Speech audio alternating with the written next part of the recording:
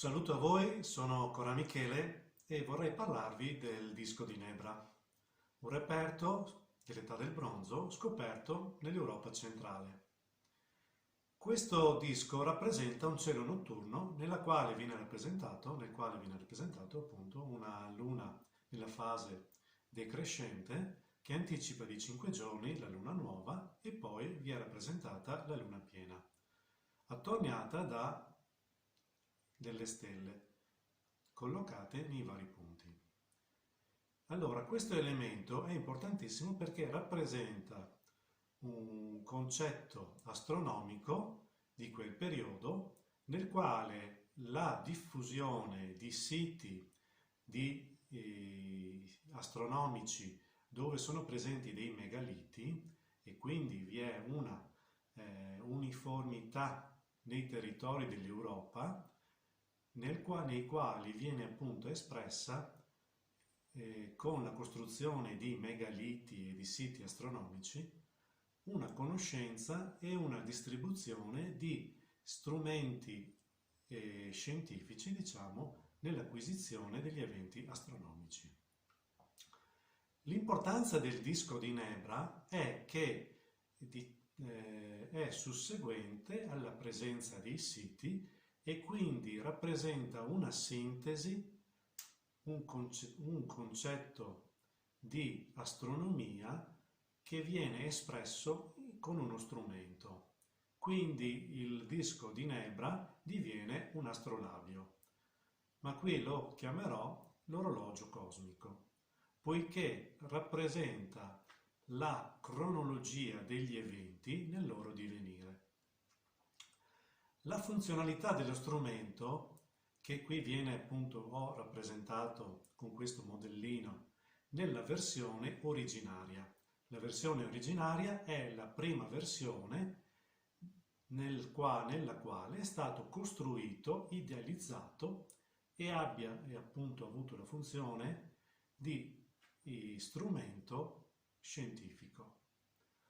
La sua funzionalità viene appunto ad emergere in modo significativo e stupefacente collocando nella rotazione del disco una sincronia tra la rappresentazione del cielo e i punzoni che lo attorniano. Disporre delle punzonature che delineano degli spazi temporali nel volgere delle stelle è la funzionalità principale del disco. In questo modello che ho rappresentato e in quello reale, la disposizione degli spazi è suddivisa in 39 spazi, i quali però si sommano nella sovrapposizione e quindi nel riallineamento in 40 sezioni dello spazio temporale. Dividendo i 365 giorni, che sono l'anno in questo caso stellare, diviso 40, ne viene fuori una frazione di 9 gradi,1, che equivalgono ad un palmo della mano, mentre nel disco di Nebra equivalgono ad un pollice, per cui disponiamo di gradi e di due unità di misure, diciamo, dimensione uomo. Quindi abbiamo già degli elementi importanti per l'analisi ed il riscontro degli eventi. Noi sappiamo che la Luna va a ricollocarsi ogni 27 giorni nella medesima costellazione o posizione tra le stelle. Nelle simulazioni che ho effettuato ho riscontrato come riferimento principale la cintura di Orione o l'insieme di stelle che si dispongono attorno ad essa. Ogni 27 giorni si ricolloca la Luna con una fase differente e quindi se l'antico astronomo disponeva dei riferimenti come dei pali in legno o delle rocce, andava ad indicare la ricollocazione della Luna ogni 27 giorni nella medesima posizione tra le stelle. Fatto curioso che appunto dai riscontri che ho effettuato sul disco e alcuni strumenti scientifici, acquisire che gli elementi vanno a coincidere in modo perfetto tra gli allineamenti che vengono posti sul disco e che sono uno degli elementi cronologici e quanto viene espresso appunto dai strumenti scientifici. Solamente che le unità di misura sono variate perché un tempo si disponeva di pollici, palmi o posizioni delle mani che indicavano delle frazioni dei multipli di esse. Oggi invece disponiamo di gradi o di centimetri o altre unità di misura che sono adottate nel nostro paese. Quindi il disco di Nebra diviene uno strumento funzionale di previsione e di collocazione temporale degli eventi, sia come riferimento alle stelle che si possono osservare, sia nel ricollocarsi mensilmente equivalente ai 27 giorni della Luna nelle medesime costellazioni. Fatto curioso che dagli esperimenti che ho effettuato con dei programmi si possono evidenziare appunto che il cielo, in questo caso del disco di Nebra, ogni 9 giorni si colloca in riferimento a delle stelle importanti che diano un progredire specifico nel tempo nella loro collocazione, cioè quando la Luna si posiziona in quella posizione tra le stelle è trascorso un palmo di mano che equivale a 9 giorni. Il palmo diviene appunto funzionale per le misurazioni astrali e trova anche un'equivalenza oggettiva. La escursione a sud della Luna tra la posizione più bassa e quella più alta riferibile all'Ipsia ha un'escursione di 53 gradi che corrispondono a 6 palmi di mano. Quindi l'antico astronomo, disponendo degli strumenti a lui applicabili o disponibili, poteva effettuare delle misurazioni a palmi e vedeva la variazione della Luna nei vari periodi. Altro fatto curioso che 3 palmi, che sono appunto 27 gradi in orizzontale, equivalgono allo scostamento delle stelle in 27 giorni ed il ricollocarsi della Luna nella medesima posizione tra le stelle. Altro fattore importante dei 3 palmi di mano, che sono 27 gradi, corrispondono ogni 2 giorni allo scostamento della Luna che si sposta nella volta celeste, che corrispondono appunto a 27-26 gradi, che è appunto lo scostamento ogni 2 giorni della Luna. Quanto è importante questo? È importantissimo, poiché l'uomo disponeva in sé appunto di misure che erano equivalenti ai moti cosmici.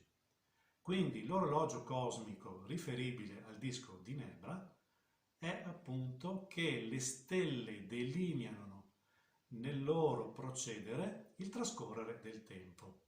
Poi vi è appunto il susseguire delle fasi lunari che esprimono come sussegue il tempo nelle loro variazioni e nelle loro ricollocazioni.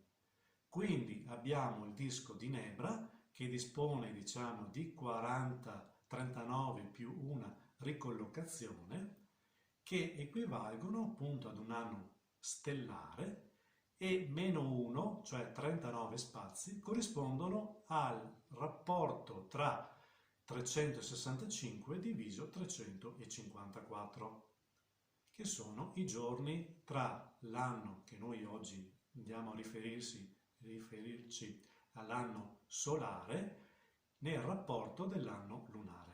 Ma in questo caso invece il riferimento è 27 giorni. Perché 27 giorni? Perché il ricollocarsi in un medesimo luogo concettualmente esprime il ritrovare in un luogo il medesimo evento.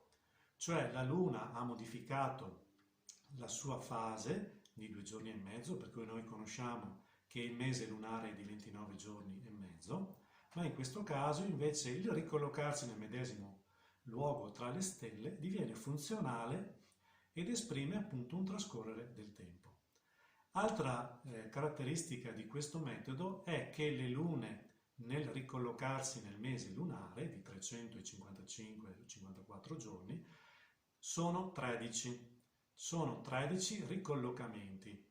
E così cosa accade? Che con i 27 e i loro multipli sono 13 volte 27, se ne ottiene che arrivano al 39esimo spazio e la differenza di 9 giorni andrà poi a ricollocarsi negli spazi successivi per arrivare a 27 e così a progredire.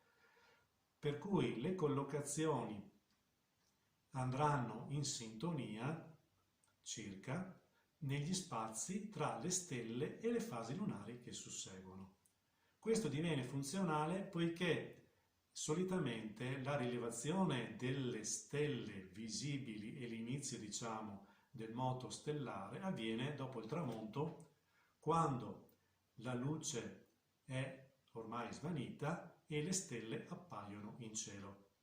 L'apparire delle stelle delinea appunto il momento nel quale si possono registrare il moto stellare, il quale appunto in un sito astronomico va a riferimento a degli oggetti come mirini che andranno ad indicare quanto è variato e andranno ad essere riscontrati e valutati in base appunto alle misurazioni che si possono ottenere con le mani o con altri dispositivi che andranno ad indicare quanto avviene. Altra caratteristica principale è che appunto gli elementi sono tantissime piccole valutazioni e riscontri che nel loro susseguire delineano quanto avviene. In questo caso abbiamo appunto che i riscontri tra i riferimenti degli spazi attorno al disco di Nebra equivalgono a delle proporzioni e a dei moti cosmici.